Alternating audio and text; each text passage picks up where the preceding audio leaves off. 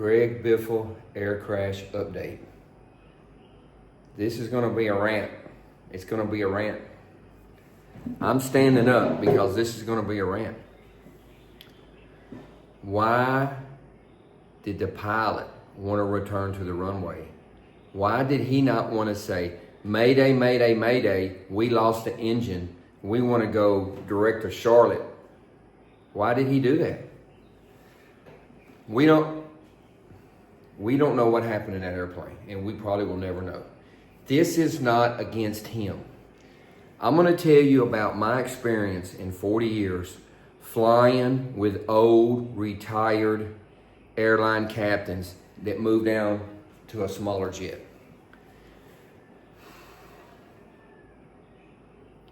These guys that work for the airlines, they go to work. They get in the airplane, they sit down. The FO does everything. He doesn't do nothing but sign his name. He takes off and lands, looks at his iPad. Where am I going to go golfing at? He's got somebody that does his weather, loads the baggage, does the weight and balance, that tells him the power settings at the altitude he's going to fly. He doesn't do anything. The main job of an airline captain is to get on the computer every month and try to figure out how not to fly. That's their main job. Now, every 6 months, he goes to the simulator for training, and it's intense. The training I think he had 5 type ratings. Those big airplanes, you take off and you lose the engine, you just come back and land. He's probably done that over his career in the simulator 1,000 times. That's in his brain. Now, if you're on the runway and you're taking off in a jet and you're having a problem, this is the job of the pilot monitoring. Abort, abort, abort. That's what he says on the radio. When you say that on the radio, you got to get off and you got to fill out paperwork with FAA. Now, these old crusty captains will tell you, if we have any problems, don't you say abort, abort, abort on the radio, because we're going to have to fill out paperwork. They just want to stop and pull off the runway and say, we got an issue we need to work out. Because if you say abort, abort, abort on the runway, then you got to do paperwork with the FAA. If you take off in a citation and you lose the engine and you're in bad weather, you can't see the runway. The procedure, like I told you the other day, if you lose the engine on takeoff, I don't think they lost this engine on takeoff. I think they lost it at 3,000 foot. Still, do the checklist. Now, if you're just flying, it's easy. When things go bad, that's when things go from here to here. And you need somebody in there to help you. The job of the co-pilot is to pull out the emergency procedures checklist, turn to that page, and run the checklist while the pilot flying does the items. If you're in there by yourself, you got to do all that by yourself. Now, I'm going to tell you, these old guys will tell you, don't say it on the radio. I don't want to do the paperwork.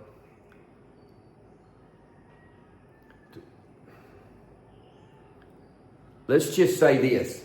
Let's say you're a retired captain and you got a license that says SIC required, and you take off and have an emergency, and you get on the radio and you say, Mayday, Mayday, Mayday, which is what you should do, because then you've got the attention of everybody. You got the attention of the controller. You go to 121.5, which should already be in your second radio. You click it, Mayday, Mayday, Mayday, we've lost the engine. We're in IFR conditions in a citation jet. They're going to give you a direct vector. He was 5 minutes from that airport. Autopilot on, run the checklist, shut the engine down, go to that airport. Now, he got 7 people in there. I don't know how much fuel he had. I doubt they had a full load of fuel. But run the checklist, go to that airport, shoot the single engine ILS. Look at your checklist for a single engine ILS. Do not put the gear down early, and do not put the flaps down early. And for sure, don't move that flap lever to approach to land unless you know you got that runway. Now, that's the procedure. Let's just say you got a captain that has SIC on his license. If he takes off and loses the engine and comes back and land, no problem. If he gets on the radio and says, Mayday, Mayday, Mayday, we've lost the engine, it's IFR, and there's no tower, we just took off. I don't think there was instrument approach there.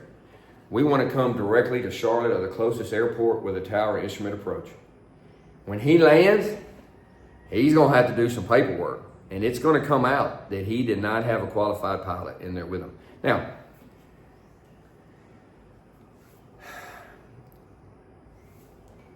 "40 years of flying with these old retired airline captains that want to keep flying. Moving from a big airplane to a Citation jet is a double-fisted slobber knocker. Everybody can't do it. The little plane does not have the power. You don't have the resources, the people doing everything for you. And if you don't have a co-pilot in there to help you, it's even worse. It's a big red flag when you're an airline captain and you're up in age. You can go to these mom and pop places and get a type rating for $10,000 pretty easy. That does not mean you're qualified. That's the minimum required by the FAA and the insurance company. Now, 1985, I got my CFI. Lima Hotel Charlie, Arlington Airport in Memphis, Tennessee. They tore the runway up and built a school on it right now. But back in 1985, these FedEx guys would come over there and want to rent an airplane because they want to take their girlfriend and wife flying. Well, okay, you got to have a checkout. Nobody wanted to check them out. Why? Because they come in a 172 and they flare at 100 foot, which is a no-no. Nobody wanted to fly with them. I would fly with them because I wanted to learn from them. I'd ask them questions and learn from them. But I was ready on final. When they started that flaring at 100 foot, I didn't say nothing. I just took my finger, touched the yoke, and pushed the yoke over. I said, let's get a little lower. Now, when I first started flying, I had instructors, counsel on you, always late, scream in the cockpit. Ah! If you've got an instructor and he's screaming in the cockpit, he is insecure and he's not qualified. I got with some good guys. You make a mistake, don't say nothing. They do like this right here and just look at you. Let you figure out the mistake. If they're screaming and hollering in the cockpit, you need to find you a new instructor. But anyway, let's get past that. Flying with some of these old guys. I flew for a company pre-COVID, pilot shortage. You could get all the first officers you want, fresh out of flight safety, but you couldn't get captains. They'd hire anybody to be a captain. They didn't care. Anybody, you're the captain. Now, I had to fly with these old guys that are used to being in the airline, have everything done for them. You get in the airplane, they couldn't fly them little airplanes. They couldn't work the FMS. A lot of them were deaf. They couldn't hear the radio. They couldn't see. I flew with a guy. This is where the rant starts. First time I met him, we're driving from the big airport to the base, 3-hour drive. He's done it a million times. He's got on his phone the map. He keeps making wrong turns. Why is this guy making wrong turns? After a while, I had to drive. I'm like, I didn't think nothing of it. I flew with him like 2 weeks later. We went to lunch during a flight. He went down 3 one-way streets. How can you not see this big giant sign that says one way, do not enter? I realized he couldn't see. So when we was flying, he couldn't see the runway. He couldn't see the land. One time we landed and I tested him. I said, you see the guy over there in the red shirt waving, telling us where to park? There was no guy there in a red shirt telling us where. He goes, yeah, I see the guy. I will go over there. He can't see. I figured out he couldn't see. I had another guy, old guy. I'm not going to say his name. I'm not going to say the company. They always stuck me with him because I was the high time FO and I had to babysit these guys. Now, some guys I flew with were wonderful, wonderful. But then they kept sticking me with these old guys because everybody would go into the boss and say, I'm not flying with that guy anymore. Don't put me with that guy. I get along with everybody. You could put me in a room with Saddam Hussein, Hitler, and Mussolini in 5 minutes. We'll all be friends. I get along with everybody. But I don't want to die in an airplane crash. This old guy, I let him do the radios one day. He flew 45 minutes across Canada on the wrong frequency. He took off one day. He was doing the radios. He hit the button to switch it over to departure. He hit the wrong button. I was flying. He was doing the radio. We flew 10 minutes around the mountain, straight out, not talking to anybody. He hit the wrong button. He couldn't figure it out. Finally, I figured it out. He says, I'll call dispatch and tell them we got a broken radio. No, the radio's not broken. You hit the wrong button. We were flying, same guy. We were flying one day. And the controller says, go direct Brick House. Brick House is like United. He thought they were talking to us. So he's trying to hit the FMS to go direct Brick House. I said, no, that's not for us. That was for another airplane. He took off on the wrong one-way, going the opposite way one time. He took off one time and made a bearing do a go-around. He pulled right in front of him. He did that twice. We got yelled at pretty good one time in Marathon, Florida over that. He didn't care. He just, he thinks he's in a big airliner and it's time for him to take off. Everybody else is going to stop. That's not the case when you get to these small jets. You got to think about everybody else in the pattern.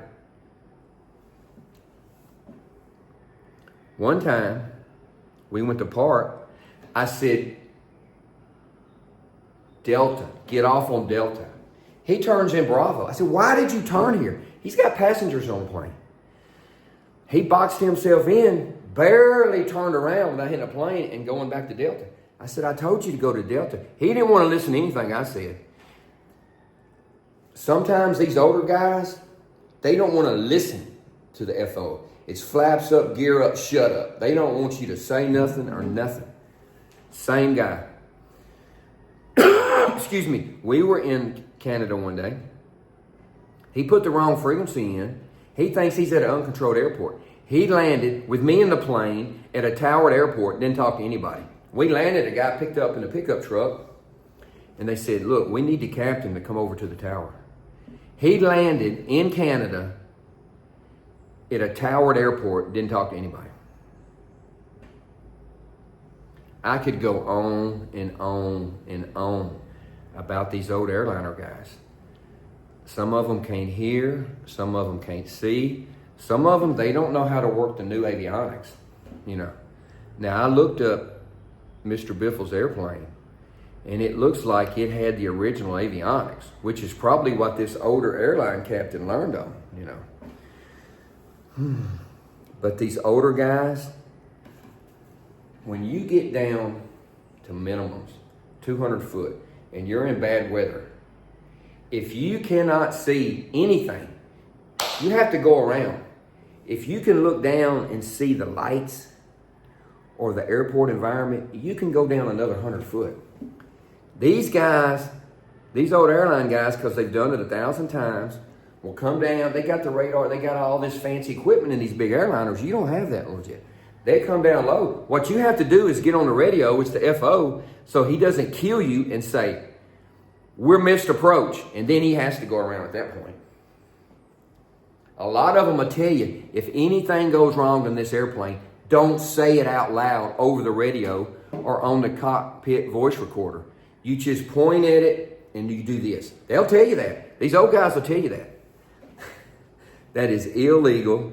It's against company policy, and it's dangerous. It'll get you killed,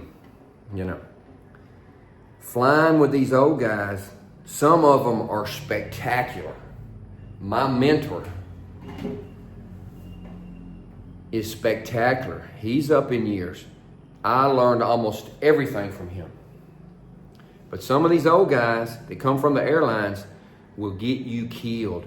Now, I'm telling you, he had I'm sorry, but the facts are the facts. You can go get these citation type ratings from these mom and pop places. They're all over the internet, all over the United States. $10,000, $15,000. It's a 1-week course, 10 hours in an airplane. All you got to do is show the minimum ability to fly that airplane and do the safety procedures. Look, if you're an owner and you're getting a pilot, if he doesn't have a flight safety card on that airplane from flight safety or SimCom, don't hire him. You go to flight safety, you're going to have 2 weeks. You're going to have a week of intensive ground school. Then you're going to have a week of intensive simulator training. Engine out, V1 cut, alternator out, electronics out, gear won't come down, flaps won't come down. You're going to do all of that. And then at the end, you're going to do a 2-hour check ride. And if it's a 2-hour airplane, you're going to do a 4-hour check ride. You're going to do a 2-hour check ride as the FO. Then you're going to switch seats, and you're going to do a 2-hour check ride as the pilot. Now, they're going to let you mess up 2 times. If you do something wrong, they're going to say, okay, we're going to do a training event, and they're going to let you redo it. If you mess up 3 times, the check ride's over. It's over. If you're an owner and you hire one of these old guys, if you got a jet and you don't have enough money to send them to flight safety, you don't need a jet. You don't need it. A lot of times these owners are the problems. These owners buy these old jets. They don't want to spend the money. They get these pilots that they can pay little or nothing. And that's not safe. That's not safe. I'm going to tell you something else. If you're a pilot and you go fly for one of these guys, he's interviewing you. No, you're interviewing him. Does he do the maintenance? Where does he do the maintenance? How often does he do the maintenance? Can you have access to look at the maintenance records? Because an owner will get you killed quicker than a meteorite landing on your airplane. I've flown with these guys. They don't want to do the maintenance. They don't want to fix stuff. They want to get the cheapest possible Chinese part for that airplane you can get. Look, you can be cheap with your 4-wheeler. You can be cheap with your pickup truck. You can be cheap with your weed eater, but you can't be cheap with your airplane. I've flown with these guys all the time. Whoa, fly full power, full power. It'll go full power. Yeah. A couple of 100 hours, then you're going to blow the engine. Then he's going to call you in the office. He's going to say, how come these engines didn't make it but 300 hours? You don't want to fly for that owner. I see them all the time. I can get a Beechcraft 400 jet for $400,000. Well, you know what? It's going to be in a shop 6 months out of the year. No parts. Nobody wants to work on it. No pilot wants to fly it. You can't get training on it for the insurance company. I can get this jet for $400,000 a year.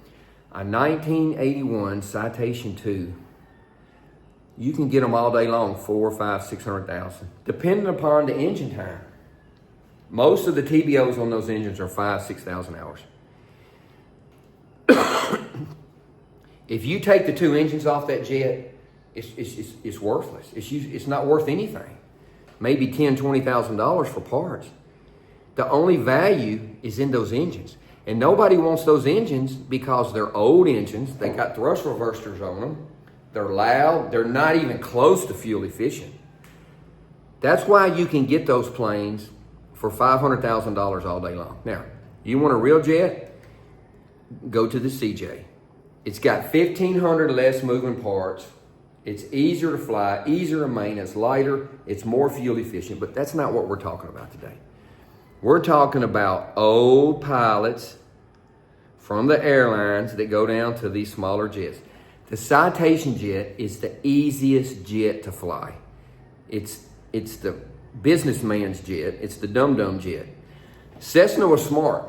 When they made a 172, all the switches are in the same place of a 182, of a 210, of a 310, of a 414, of a 421. And when you get to the Citation jet, everything is kind of in the same place. That way it's easier for someone that likes Cessna products to keep moving up. Cessna was smart about that. The Citation jet is an easy jet. Flying at single pilot is easy. You got to have a working autopilot. You got to have a headset with a boom mic. You know, you can fly that plane easy single pilot. You can do emergencies easy single pilot. If you've been to flight safety and have had the training, you got to have the training. If you went to a mom and pop school, flew 6 hours, did a 1 hour check ride, and barely passed, you're not safe in that plane. You're not safe. You need to go to flight safety. If you're a rich millionaire and your pilot goes from a high performance twin to a jet, and he goes to flight safety, the insurance company's going to say, okay, he passed flight safety, but he needs to fly 25 hours with a certified pilot that's been certified on that plane that has so many hours. So not only is your boss paying you, he's paying this other guy to sit in there for 25 hours. There's nothing cheap about it. When you buy a jet, when you buy it, that's not the end. That's just the beginning. The maintenance, the training. Every year you got to put that jet in a hangar and basically take it apart and check everything. Most of these jets like that, like the CJ jets, every hour you fly it, if you fly 1 hour, you take 350 for this engine and 350 for this engine, and you mail it to Cessna. That's $700 every hour. You mail Cessna a check. Why? Because when that engine goes out, they're going to bring you a new engine. Or when the engine gets to 5,000 to 6,000 hour TBO, they're going to bring you a new engine. Now, a lot of these planes like that, they got a maintenance contract. $1,000 a month, unlimited repair. That's just for the labor. Then, depending on the plane, you're spending $3,000, $4,000, $5,000, $6,000, $1,000 every hour you fly it. You mail Cessna a check. Now, think if you fly 20 hours in a month with 2 engines, how much money you just sent Cessna for the engine maintenance and upkeep. So you get these cheap owners that don't want to pay. They're interviewing you, you're interviewing them. Go fly with them one time. If they're saying, why are you going so slow? Why'd you do this? Why'd you do this? You tell them, you know, it's not really the right job for me. Because your owner will get you killed quicker than anybody or violated. You get a violation and lose your license, you'll be working at the flight school. You won't be flying jets anymore. So, the reason he didn't get on the radio and say, Mayday, Mayday, Mayday, we want to go to Charlotte, his license was not up to date to fly that plane. Second in command required. Because he probably went to a mom and pop school and just got the minimum amount.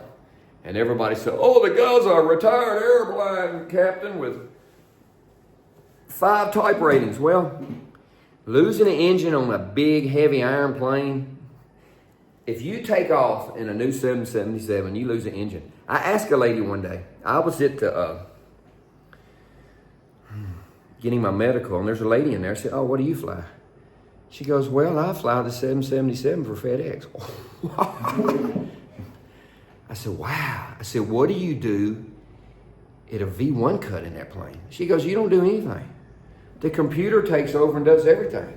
It flies you up and does everything. You don't do anything. Wow. Now, you take her and we go get in that Citation jet and we take off and I reach over there and I pull that power lever back. She ain't gonna know what to do. She got to think and do everything herself. Going from big airplanes that are sophisticated, triple redundancy, down to a 45-year-old Citation jet, that's a big jump. Now,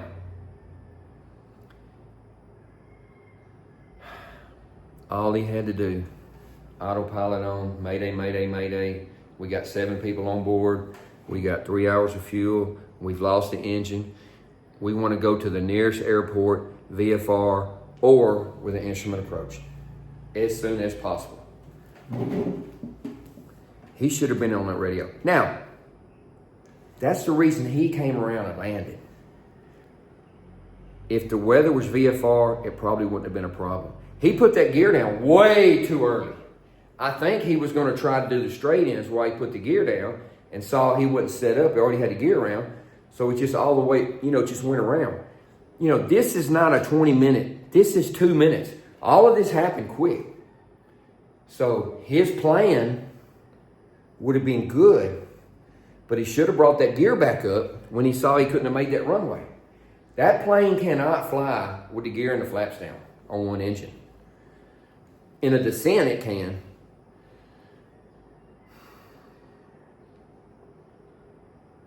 If you go to flight safety, they're gonna, for 2 hours, they're gonna say, you can't put the gear and the flaps down, single engine, in this scenario, this scenario, this scenario, and you're gonna have to show it in the sim, like I told you the previous video. You're gonna have to do a single engine approach with one engine out, and you're gonna have to know you cannot move that flap lever from takeoff and approach to land unless you know you got that runway. I mean, you better be within 1,000 foot and know you got that runway. But at flight safety, you're going to do a single engine, instrument approach, training. It says it on here. Flight safety's got a saying, your biggest asset with the airplane is a highly trained pilot.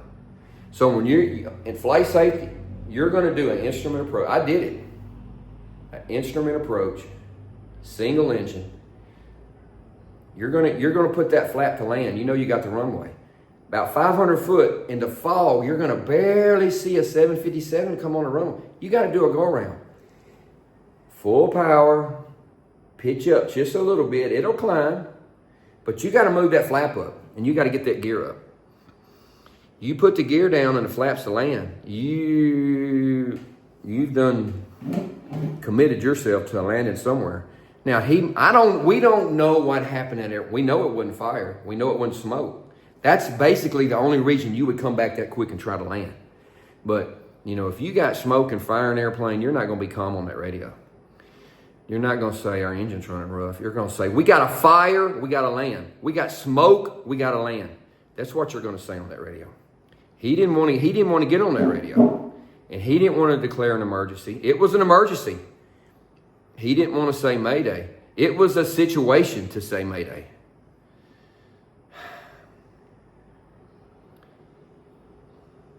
It's sad. I mean, it's just terrible. But you've got to be careful flying with these old airline guys that move down to a citation jet. And I tell you what, these insurance companies are going to cut that mess out. All these older guys that go to the mom and pop store and spend 10 hours and get their citation type rating, there's a big reason. I've never seen that before. Second in command required. There's a big reason for that. I'm sure someone in that situation was probably very marginable. Because I'm gonna tell you what happened this week. They checked the fuel that he put on the plane, which is, they always do that. They went to the FBO. Did he buy fuel? How much did he buy fuel? Who put the fuel in? Let's see if they put diesel fuel in there or aviation fuel. That happens. And another thing, they're going to look at his record, look at his hours, and they're going to go back to that person who signed him off to fly that airplane. And he's going to sit down and stand before the man, which is the FAA. And they're going to say, why? Tell me about his training. Why did you put second in command required when he's got 5 type ratings?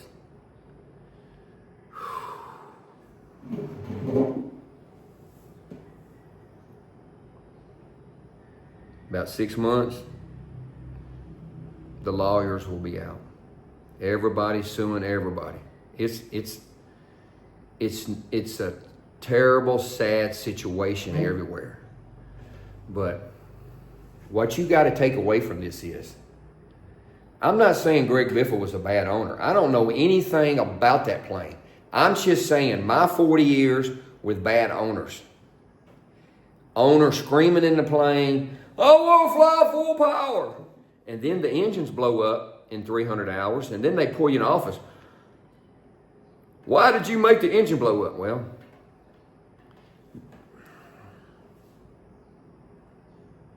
you got to stay away from the bad owners that won't do the maintenance and want to fly as fast as you can go all the time. They want to fly. I've told guys, I've told owners, said, look, I'm not going. I'm not going. The weather's too bad. I told that guy one time he wanted to go to Chicago. I said, I'm not going. We can't make it. We will be dead. He got an airliner ticket. He says, Glenn, you was right.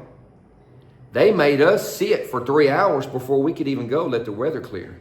And when we did go, it was bumpy. We had to do an instrument approach. We had to hold. We had to wait. And it was bad. I said, I told you that.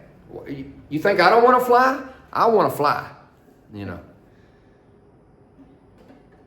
Bad owners will get you killed. Cheap owners will get you killed. Flying with these old guys that have the minimum type rating will get you killed.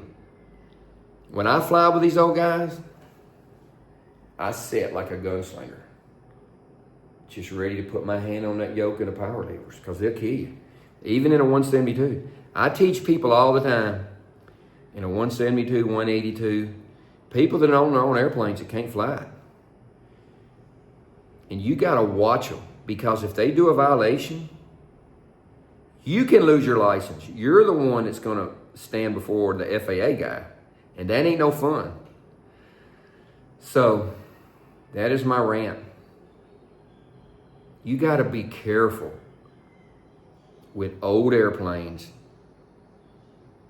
and old captains, old retired captains that want to, hey, I'm 63. I love to play soccer. I want to play soccer.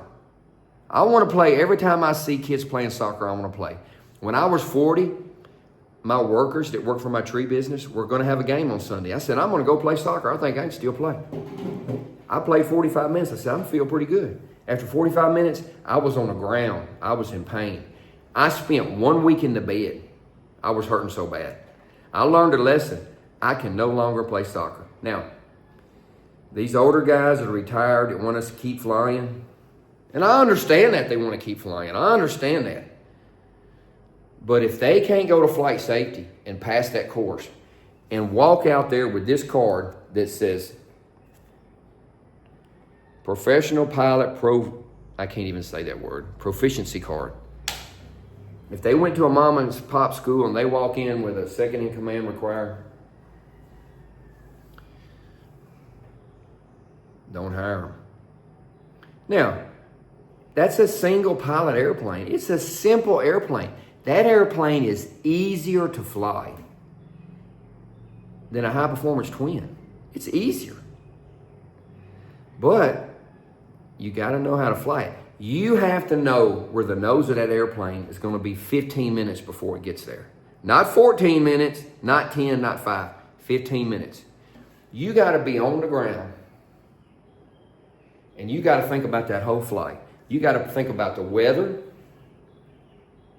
the weight of the airplane, the runway, the instrument approach. I don't know. I don't think Statesville had an instrument approach. Now, Part 91, you can take off and do that legally. But you need to spend an hour on the ground. I don't care if you're going 15 miles. What is the weather here? What is the weather there? What is my plan if I take off and something bad happens? You got to think about that on the ground before you ever take off. Even in a 172 on a clear day, because I'm an OCD safety crazy person. I think about that. I look on the map and I make a visual in my brain every 15 miles, the airports we're going to pass over. And I teach my students that.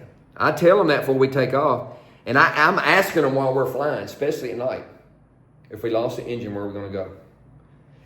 On the ground, right now we use 30% of our brain. When you get in an airplane, you're using 110% of the brain, because you're literally faced with death as soon as you take off. You got to think about what's going on and what you're doing. So on the ground, you look at your safety airports to land at, and you've got a plan in your brain. If we lose the engine, if we get he might have had a bird strike. He might have got bad fuel at the FBO. There's a lot of things that we will never know. I'm not talking bad about that captain. Don't take that as this. I'm talking bad about my 40 years of experience flying with bad owners, cheap owners, and old retired guys that can't see, can't hear, and they need to quit flying, but they want to keep flying, and I understand that. I want to keep playing soccer, but I can't. Now, I'm mental. I don't drink, I don't smoke, I exercise every day. I'm mentally capable of still flying at 63. Now, some people at 75 are top-notch pilots. They can still fly. The retirement age, they should base that on a 2-day mental evaluation and skills test. In America, you can go get a medical 15 minutes. There's lax FAA medical doctors that produce these medicals, and people fly from all over the world to see him because he's easy. You can go to China and fly and make 3 times the money.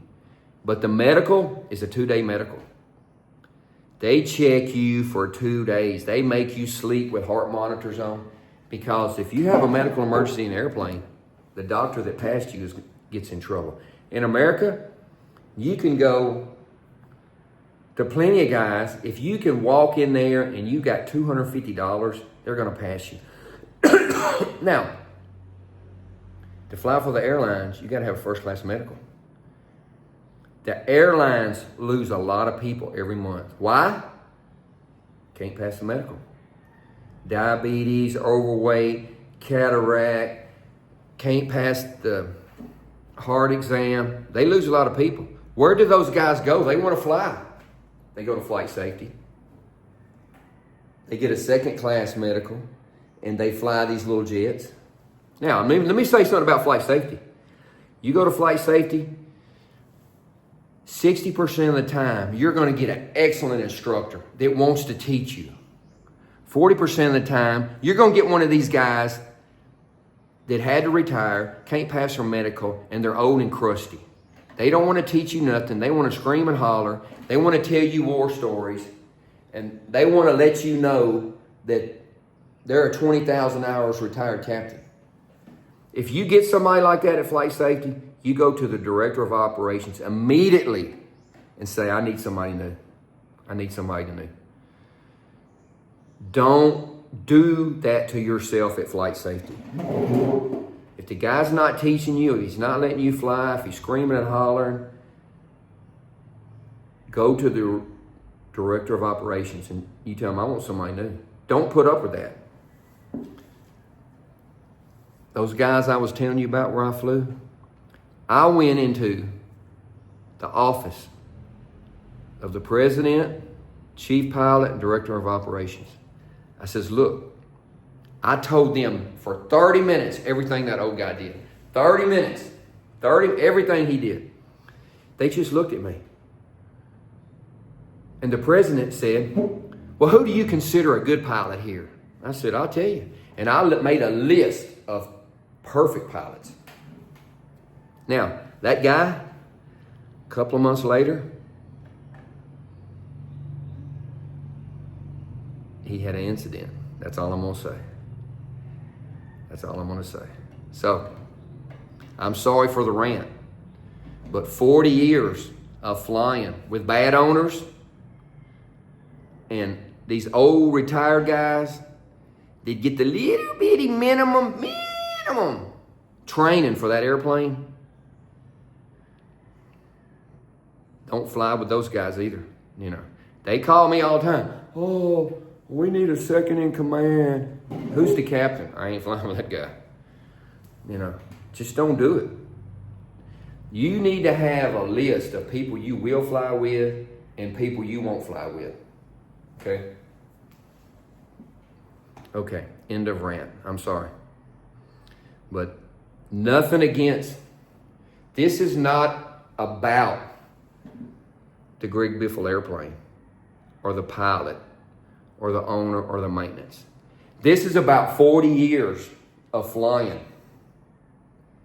with owners on the cheap and old retired airline captains.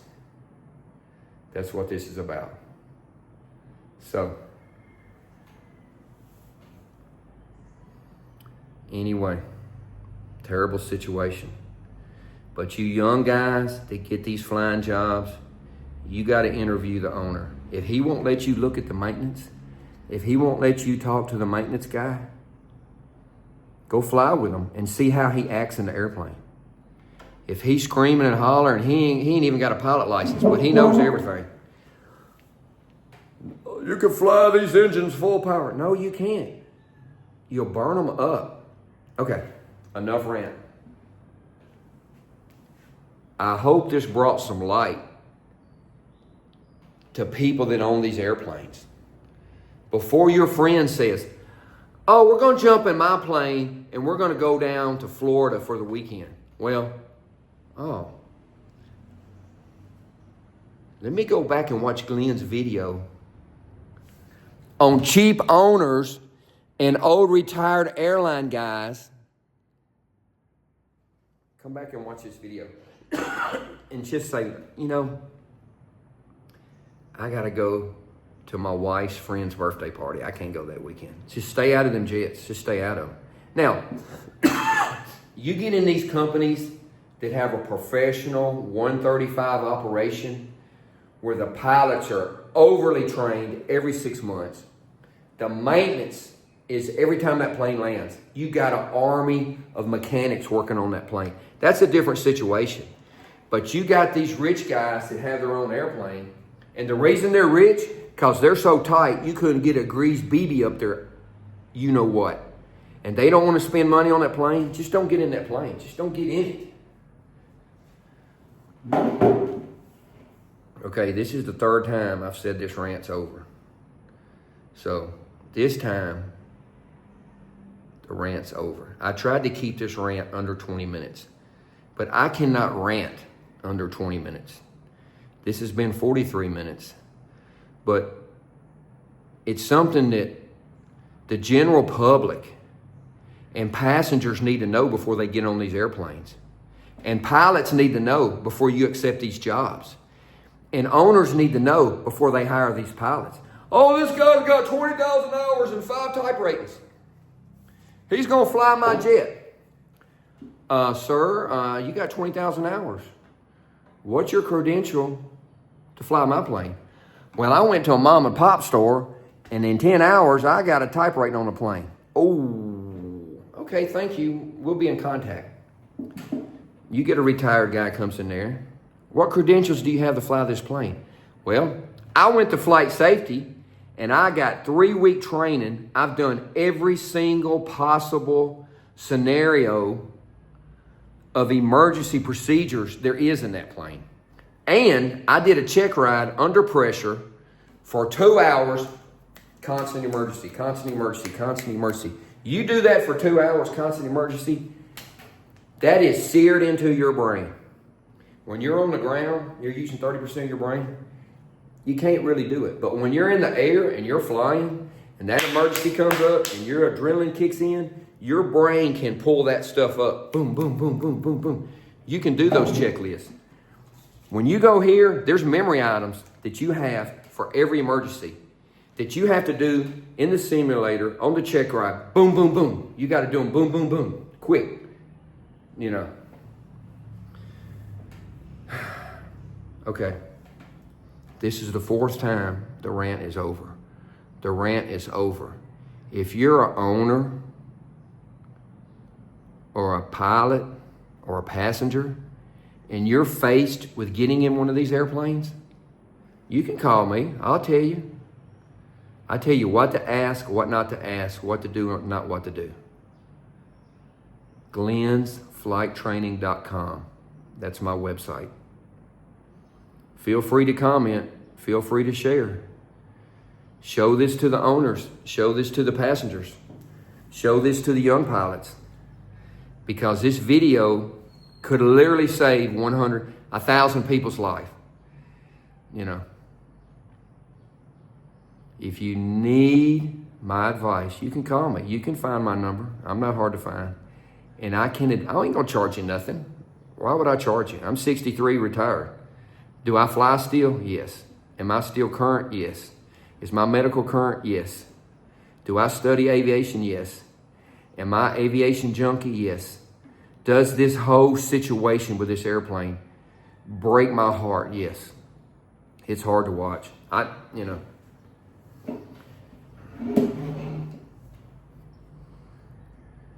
End of rant.